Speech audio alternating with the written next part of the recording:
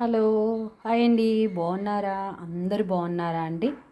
ఈరోజు నేను చక్కగా అండి పొంగల్ అంటాం కదండి, పెసరపప్పు బియ్యంతో చక్కగా పాయసం చేశానండి. అలాగే చక్కగా బూరెలు కూడా చేశానండి. చూడండి ఎంత బాగుందో. నిజంగా అండి ఇవి తిన్నట్లయితే అండి చాలా మంచిదండి. ఎందుకంటే పెసరపప్పు తినటం వల్ల చాలా కూలింగ్ ఉంటుందండి. పెసరపప్పు వల్ల కూడా అండి చాలా ప్రోటీన్స్ వస్తాయండి.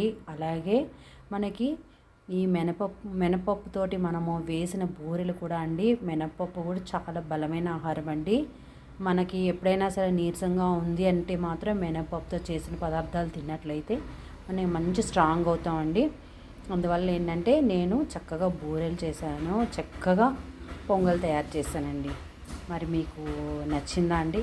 నచ్చినట్టయితే ఒక లైక్ చేయండి, అలాగే షేర్ చేయండి, సబ్స్క్రైబ్ చేయండి, కామెంట్స్లో ఎలా ఉందనేది తెలియచేయండి. నచ్చిందా అండి?